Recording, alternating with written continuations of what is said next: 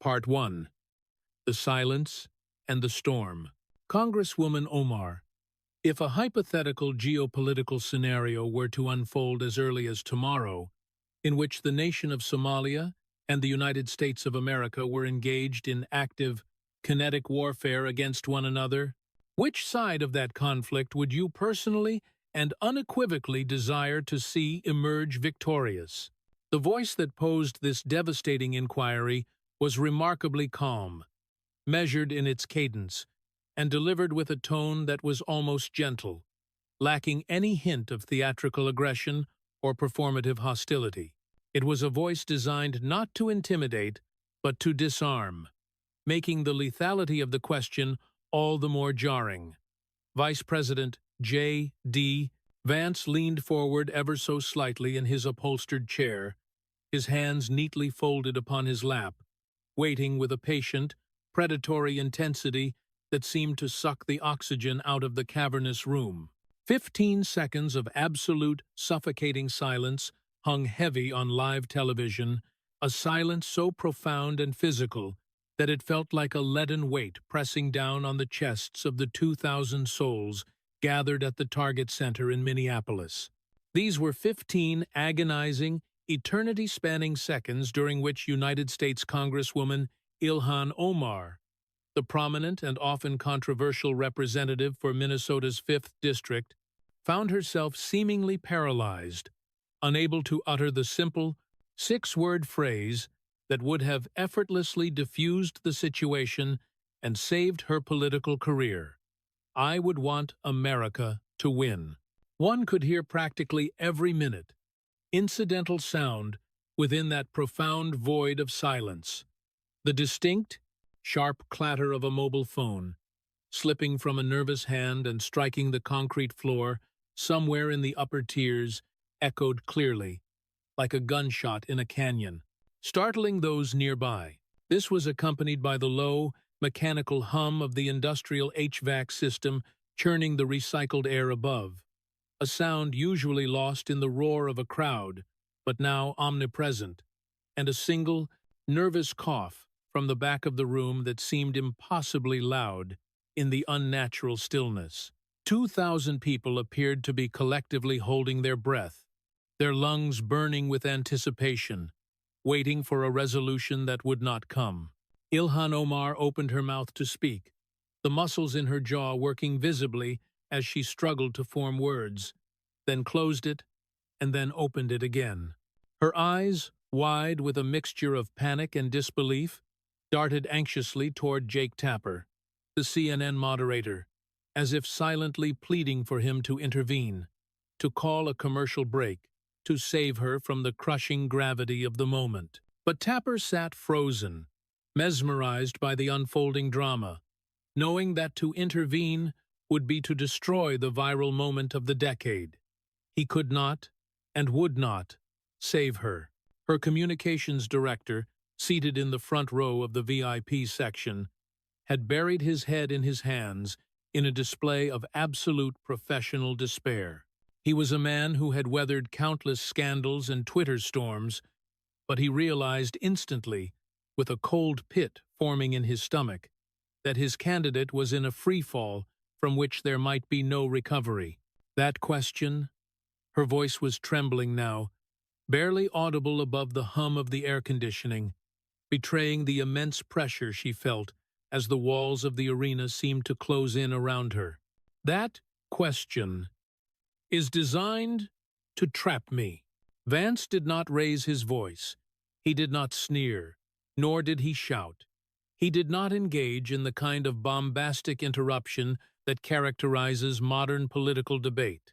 He merely leaned forward another inch, maintaining his composure like a grandmaster who has just moved his rook into a checkmate position and is simply waiting for his opponent to realize the game is over.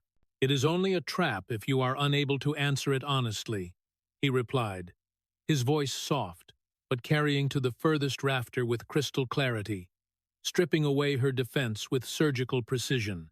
It was at that precise moment that the dam finally broke.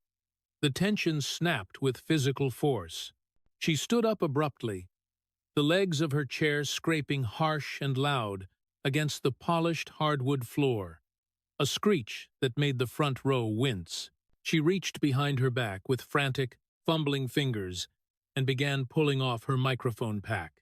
The technical team in the control booth winced visibly as the connection popped and static crackled harshly through the stadium speakers, a sonic tear to match the political one occurring on stage. "Congresswoman, we still have 20 minutes remaining in the broadcast," Jake Tapper said, half standing in a desperate, futile attempt to salvage the town hall and maintain some semblance of order. His voice was pleading, attempting to reel her back from the precipice. But Ilhan Omar was finished. She dropped the expensive microphone onto the seat of her chair and walked purposefully toward stage right, her heels clicking rhythmically on the hardwood, offering no explanation and delivering no final statement. She simply walked, eyes fixed on the exit, allowing the heavy velvet side curtain to swallow her whole as she disappeared into the wings. The camera remained ruthlessly fixed on the empty chair, on Vance sitting calmly with his hands still folded as if waiting for the next question, and on Tapper, looking at his producers off-camera with an expression of bewildered shock that plainly asked, "What on earth just happened?" Vance turned to face the main camera directly, breaking the fourth wall, his voice matter-of-fact and tinged with a distinct, perhaps calculated, sense of disappointment. "I believe we have our answer," he stated, the finality of the sentence hanging in the air like smoke after a fire.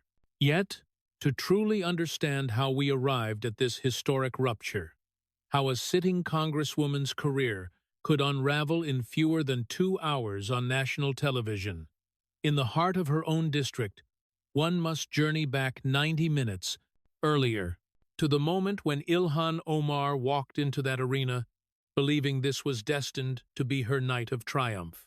It was Thursday night, January 2026, at the Target Center in downtown Minneapolis.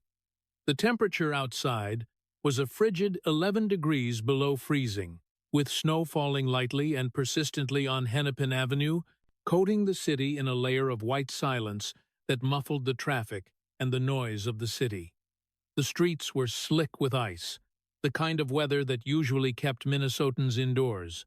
Inside, however, the arena was a cauldron of heat and noise, packed wall to wall with 2,000 people who had been lining up since 4 in the afternoon, braving the bitter cold and the biting wind for a chance to witness history. CNN had been promoting this town hall for 2 weeks straight, saturating the airwaves and social media feeds, billing it as America's future, a dialogue on national identity. The promotional spots displayed high-contrast split-screen images of Vance and Omar, accompanied by the dramatic, cinematic tagline, "Two visions, one conversation." The network executives knew exactly what they had secured, and they were salivating over the potential metrics. The sitting vice president and one of the most polarizing, recognizable members of Congress, face-to-face, for the first time since their vitriolic Twitter wars of the previous year. This was ratings gold, a guaranteed viral sensation in an era of fragmented media where shared national moments were becoming extinct. The format was deliberately intimate, stripped of the usual pageantry and barriers, featuring no podiums to hide behind and no distance to buffer the conflict, just 2 comfortable armchairs placed on a mostly empty stage, perhaps 6 feet apart, with Jake Tapper perched on a stool slightly off to the side, like a referee in a boxing match. CNN wanted this to feel like a genuine, raw conversation rather than a rigid, rehearsed debate. They wanted to see faces. They wanted to capture every micro-expression, every bead of sweat, every flinch, and every moment of hesitation. They wanted the human element, and they were about to get more of it than they bargained for. The division within the crowd was starkly visible from the moment one walked into the arena bowl. It was a visual representation of the polarized nation. The left side of the arena was a veritable sea of progressive signage, a kaleidoscope of colors featuring handmade posters that declared "Squad goals," "Ilhan speaks truth," and "No human is illegal." Young people dominated this section, mostly college-aged students from the nearby university. Many wearing keffiyehs in solidarity, vibrating with the energy of political activism, having come to support their champion against the administration they despised. They were loud, passionate, and ready to cheer every point she made. The right side offered a stark visual contrast. It was pure MAGA country, a sea of red hats, American flag jackets, and shirts that read "Trump Vance 2024, worn proudly, even though the calendar now read 2026. This demographic was older, middle-aged, consisting mostly of people who had driven in from the suburbs and exurbs, some commuting from as far as 2 hours away through the snow and ice. They sat with arms crossed, expressions skeptical. They had not come to listen. They had come to watch Omar get challenged, to see her taken down in person. The energy in the room was electric and hostile, a tangible tension that made the hair on one's arms stand up. These two groups fundamentally disagreed about what America was, what it should be, and who belonged in it. Yet they were forced into the same physical space for 2 hours. The air crackled with the potential for confrontation, like a thunderstorm waiting to break. Backstage, 90 minutes before airtime, Ilhan Omar was in her dressing room with her team. There were 6 of them crowded into a space meant for 3, the air thick with the smell of hairspray, coffee, and nervous energy. Her communications director, Marcus, along with her press secretary, Jen, 2 legislative aides, and her chief of staff, Ahmed, had been prepping for this all week, running mock debates and refining talking points until they were second nature. "He is going to come at you on Israel," Marcus said, flipping through a stack of index cards with frantic energy, his eyes scanning the bullet points. "That is his base's biggest issue with you. Be ready for the AIPAC question and the dual loyalty accusations. He will try to paint you as anti-Semitic to alienate the moderates and the Jewish vote." Omar was checking her makeup in the mirror, carefully adjusting her hijab to ensure it sat perfectly. She had chosen the colors with intent: red, white, and blue in a subtle, elegant pattern, patriotic without being pandering, a visual signal to the audience that she belonged, that she was part of the fabric of the nation. "I have answered those questions 1,000 times.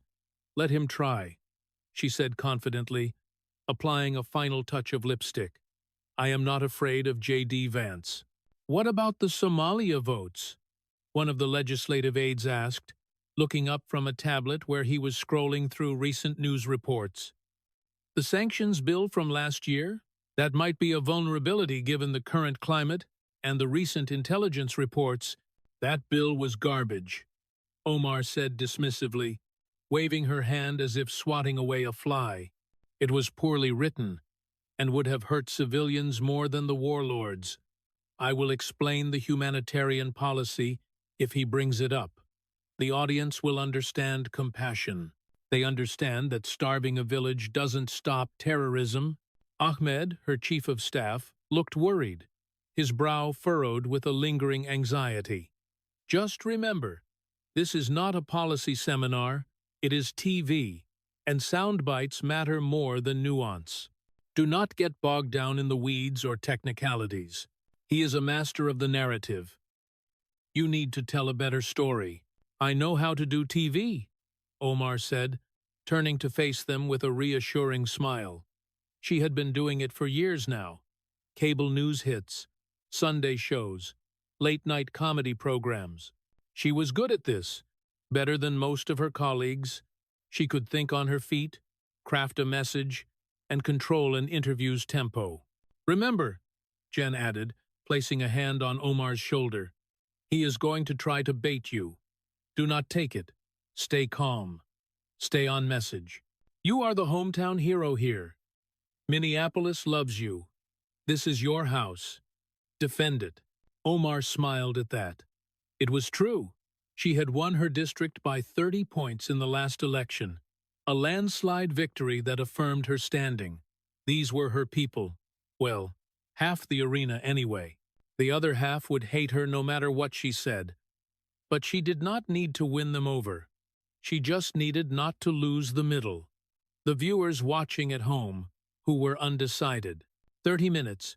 A production assistant called through the door, his voice muffled by the heavy wood. Omar stood up, smoothed her navy dress, and took a deep breath, centering herself. "Let's do this."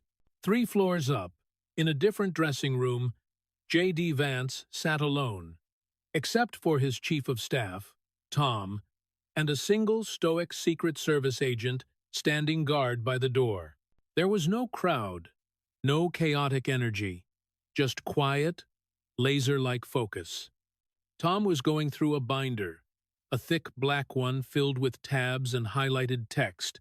"We have everything," he said, his voice low and confident. Tweets going back to 2012. Every vote related to Somalia, Al-Shabaab, foreign policy in the Horn of Africa, transcripts from community events, obscure podcast appearances. "The fundraiser audio is queued up and verified?" Vance asked, not looking up from his notes, his mind already playing through the chess moves. "And we are certain about the audio's integrity? If we play this, there is no going back. It is her, it is authentic, it will hold up in court if it had to," Tom replied. Verified by 3 independent sources, Tom confirmed. "We have the metadata, the original file, everything. It is ironclad. We have the chain of custody." Vance nodded slowly.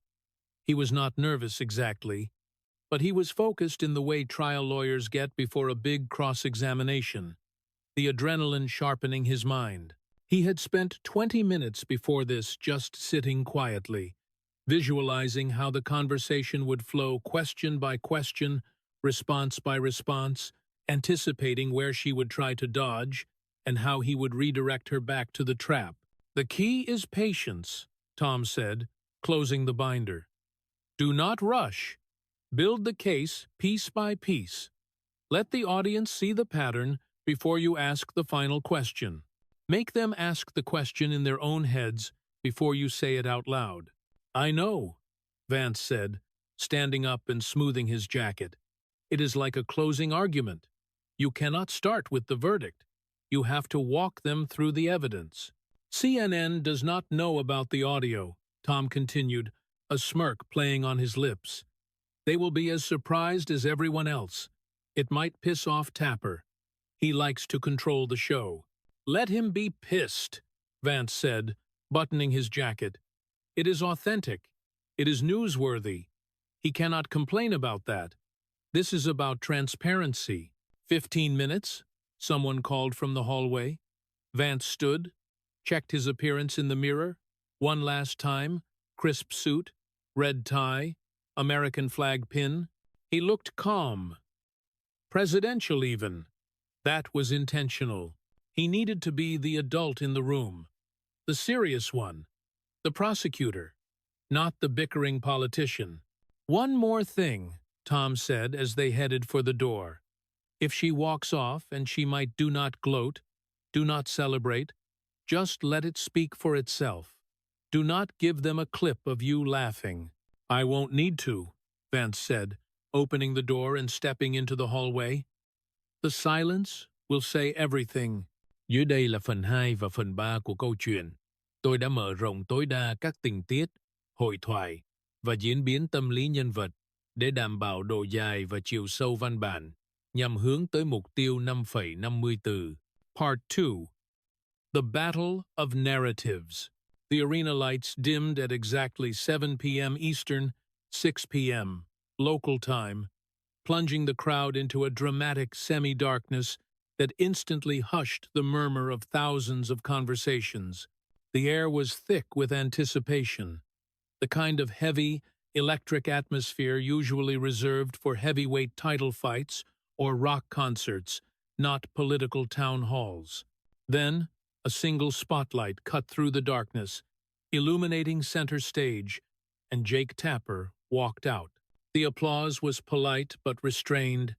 He was the referee in a room full of partisans who were hungry for blood, not moderation.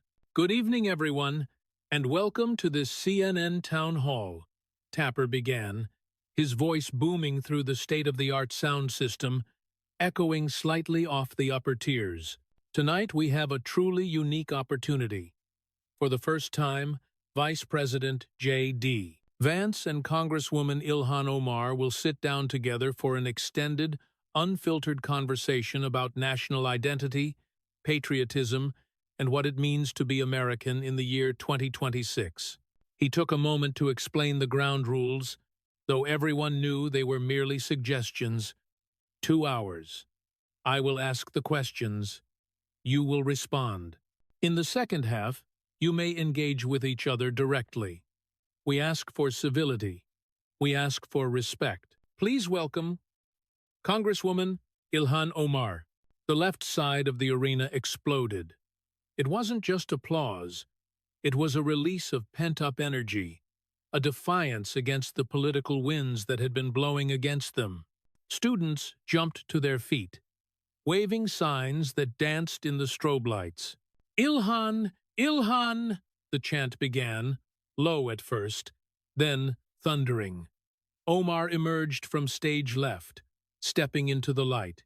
She looked every bit the polished politician, wearing a tailored navy dress and a hijab patterned with subtle red and white accents, a visual claim to the flag. She waved, flashing that megawatt smile that had graced magazine covers, moving with the easy confidence of someone who knew she was on home turf. She shook Tapper's hand, waved to the upper decks, and took her seat, crossing her legs at the ankles, looking relaxed, almost regal. The right side of the arena had sat in stony silence during her entrance, arms crossed, faces grim. Now, it was their turn. "And please welcome Vice President J.D. Vance." The reaction was equal and opposite. The right side erupted in a roar of approval, a deep, guttural sound of loyalty. The left side sat down, some turning their backs, others booing openly despite Tapper's request for civility. Vance walked out from stage right. He didn't play to the crowd the way Omar did.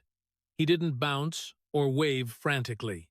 He walked with a deliberate, heavy gait, nodding briefly to his supporters, but keeping his focus on the empty chair opposite Omar. He was all business. He shook Tapper's hand firmly, nodded once to Omar, a cold, formal acknowledgement which she returned with a stiff nod of her own, and sat down.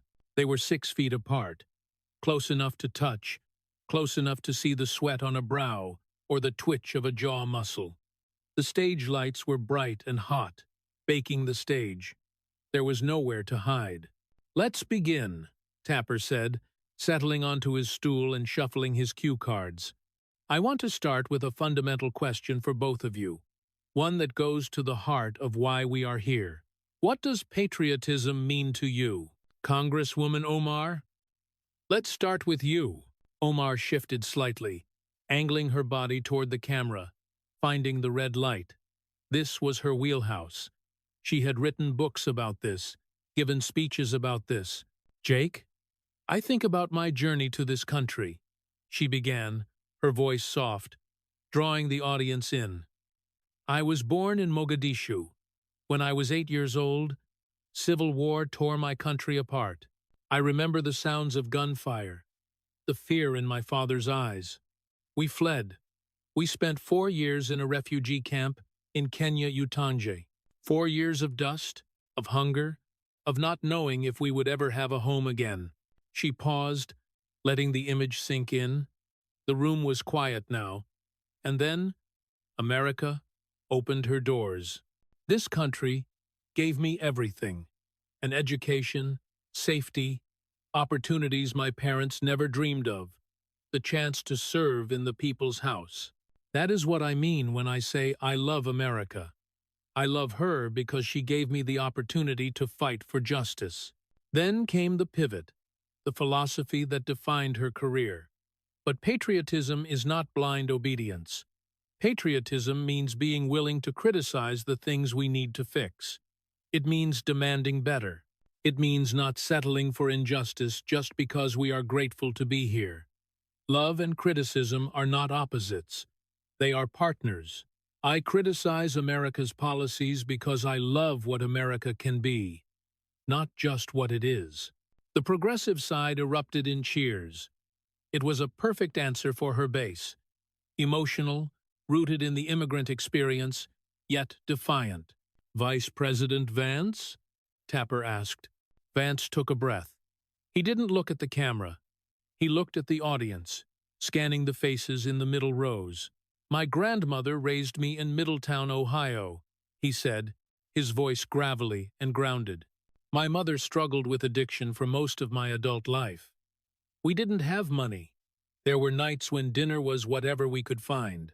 I didn't grow up in a refugee camp, but I grew up in a place that felt like it had been forgotten by the rest of the country. He leaned forward. But I had something that people in most countries do not have. A chance. I could join the Marines. I could serve my country. I could go to college on the GI Bill. I could write a book. I could become vice president. He turned his head slowly to look at Omar. I think patriotism is recognizing that whatever America's flaws, and she has them, she has given all of us something precious. A system that allows us to improve. But I think true patriotism includes gratitude. And I think it means acknowledging that when we criticize America, we need to ask, compared to what? Compared to Somalia? Compared to China? America is not perfect, but she has given more people more opportunity than any nation in human history. The right side applauded, a sustained rhythmic clapping. Vance continued, I appreciate the Congresswoman's journey, but at some point we have to ask, does America get credit for saving you? Does America get credit for taking you in? Or is the focus always, eternally, on what is wrong? Is there ever a moment where you just say, thank you, without adding a but? It was the first direct hit. Omar's smile didn't waver, but her eyes hardened. Tapper sensed the friction and moved the discussion to policy before it could explode too early. For the next 20 minutes, the town hall settled into a predictable rhythm. They debated health care, with Omar advocating for a single-payer system and Vance pushing for market-based competition. They debated education, with Omar focusing on student loan forgiveness and Vance on vocational training. It was standard political theater, safe, rehearsed, and ultimately forgettable. The audience began to shift in their seats. The tension that had greeted their entrance was dissipating into the boredom of a civics lesson. Omar seemed to relax. She was winning the policy points on technicalities. She was articulate, fast, and knowledgeable. She thought she had weathered the storm. But J.D. Vance wasn't trying to win a debate on tax marginal rates. He was setting a trap. 23 minutes in, Vance shifted his posture. He stopped nodding politely. He waited for Omar to finish a sentence about carbon credits, and then, instead of responding to the topic, he turned to Tapper.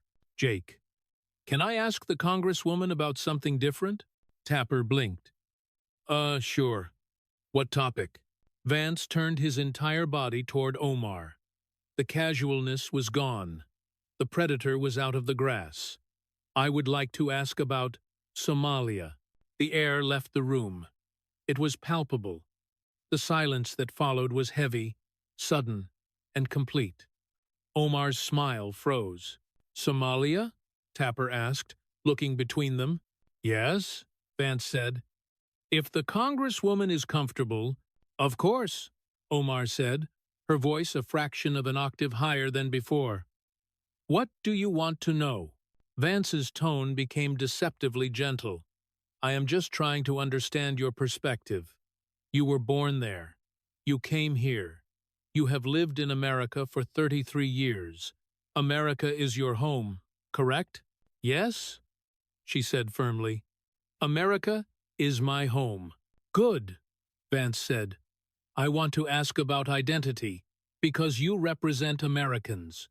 You vote on American wars, American aid, American security. So I think it is fair to ask about where your heart lies. My heart is with my constituents, she shot back, sensing the attack. Is it? Vance reached into his pocket and pulled out his phone. In 2012, you tweeted about U.S. drone strikes in Somalia. You wrote, "Why is the U.S. killing our brothers in Somalia?" He looked up from the screen. Our brothers. Not people. Not civilians. Our brothers. Who did you mean by our? Omar hesitated. She knew this tweet haunted her, but she had always brushed it off as humanitarian concern. I was speaking about the innocent men and women being killed by drones. But you said, our brothers, Vance pressed, his voice calm but relentless. That is the language of family, of kinship. You didn't say that about people in Yemen. You didn't say that about people in Ukraine. You said it about Somalis. Were you including yourself in that our? Were you identifying with the people the U.S. military was targeting? I was identifying with humanity, Omar snapped. I am Somali American. I can be both. Exactly, Vance said, nodding as if she had just agreed to a plea deal. You are Somali American. You see them as your brothers. Let's keep that in mind. He didn't let her respond. He moved immediately to the next rung of the ladder he was building. Let's talk about your voting record. September 2023. H.R. 4772. A bill to sanction 15 specific Somali government officials, individuals named by U.S. intelligence as working directly with al-Shabaab terrorists who have killed Americans. The bill passed the House 412-3, a massive bipartisan consensus. You were one of the three. This was worse than the tweet. The tweet was words. This was action. The bill was flawed, Omar said, launching into a complex explanation. Sanctions in fragile states often hurt the wrong people. It would have cut off remittances. It would have. It sanctioned 15 people, Vance interrupted, holding up a sheet of paper. I have the list. General Odawa, Minister Jama, specific people, proven terrorist collaborators, and you voted to protect them. You voted to make sure their assets in the U.S. remained safe. Why did you protect them? I didn't vote to protect them. I voted to protect the process. You voted no, Vance said simply. 412 of your colleagues, Republicans and Democrats, saw a threat to America. You saw our brothers who needed protection. The audience was murmuring now. The progressive section was quiet. The logic was brutal in its simplicity. I think, Vance continued, we are seeing a pattern. You call them brothers. You vote to protect them. And that leads me to my next question. In 2019, you accused Jewish members of Congress of having allegiance to a foreign country. You popularized the idea of dual loyalty. You said it was a real problem. So, I am asking you, by your own standard, do you have divided loyalties between America and Somalia? That is an offensive question, Omar said, her voice shaking with rage. I have sworn an oath. So did the people you accused in 2019? Vance countered. But you questioned them. Why is it offensive to ask you the same question you asked others, especially when you vote to protect Somali officials linked to terror? He paused, letting the weight of the accusation hang in the air. But we don't have to guess, do we? Because you told us. Part 3. The trap snaps shut. Omar's communications director was standing now, signaling frantically to the moderator to move on, to cut to a break, to do anything. But Tapper was glued to his seat. This was television history, and he wasn't going to interrupt it. Vance reached down and picked up a black tablet. "Congresswoman, I want to play something. August 19th, 2023. A private fundraiser in Minneapolis. No press. Just you and 60 Somali American donors." Someone recorded it. Omar went pale. She knew the event. She remembered the room. She remembered feeling safe, feeling like she was among her own. "I don't know what you are talking about," she lied, but her eyes betrayed her terror. "Let's listen."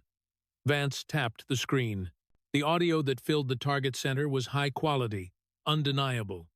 It cut through the silence like a knife. "Look, I know I have to be careful about how I say things publicly," Omar's voice echoed, sounding intimate, conspiratorial. "The media twists everything, but we are family here. We are community, and you all know. You know where my heart is." There was a pause on the tape. Then the sound of applause. "It is back home," the recording continued. "It is with our people who are still suffering. That is why I ran for Congress. Not to wave the American flag and pretend everything is perfect here.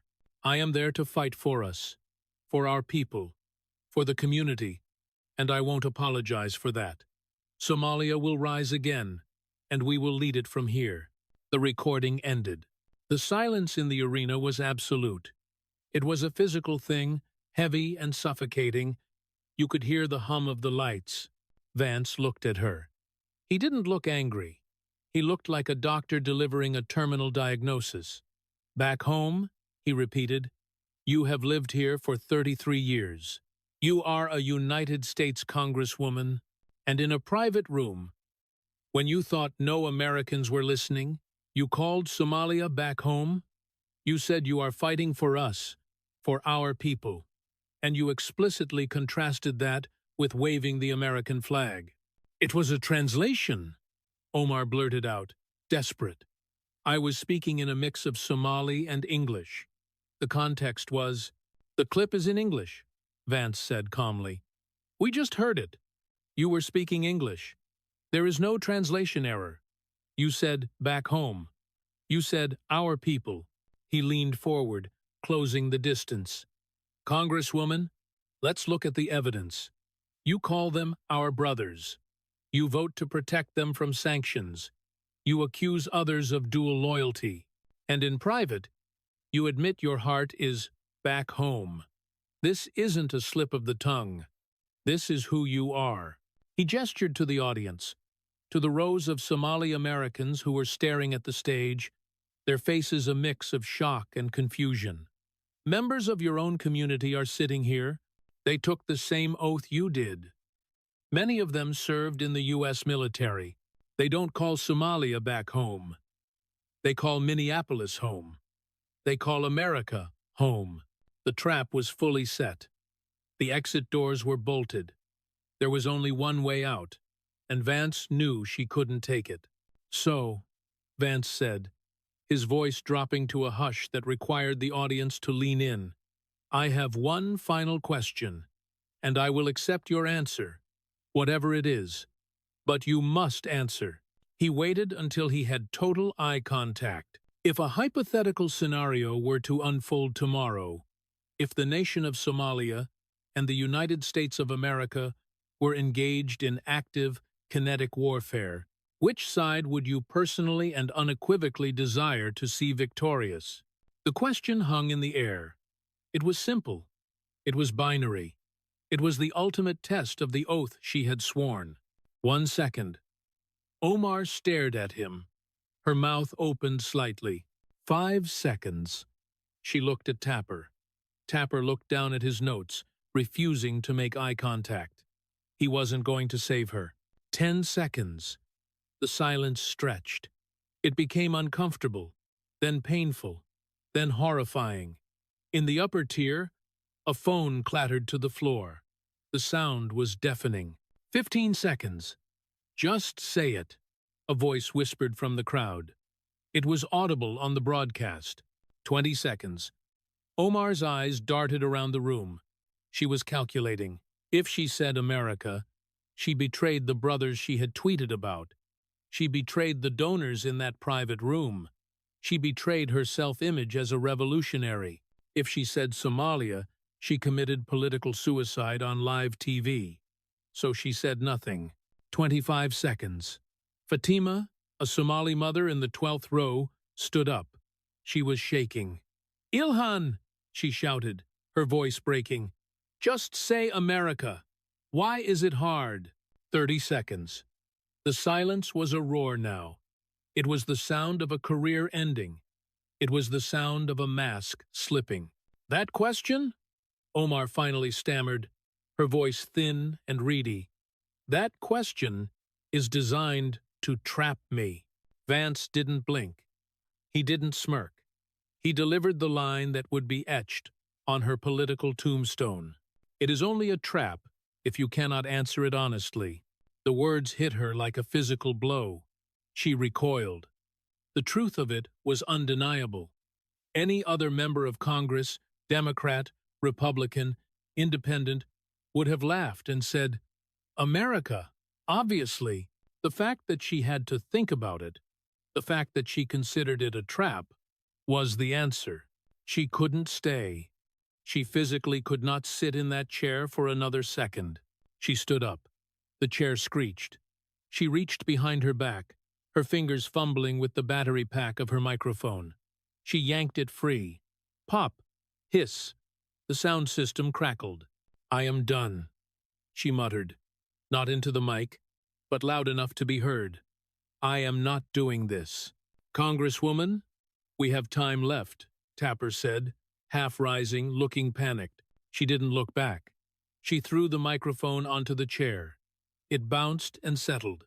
She turned and walked toward the wings, her stride fast, uneven. She disappeared behind the black curtain. The camera lingered on the empty chair. Then it cut to Vance. He sat perfectly still, hands folded, face unreadable. He didn't look triumphant. He looked vindicated. "I believe," Vance said to the silent room, "we have our answer."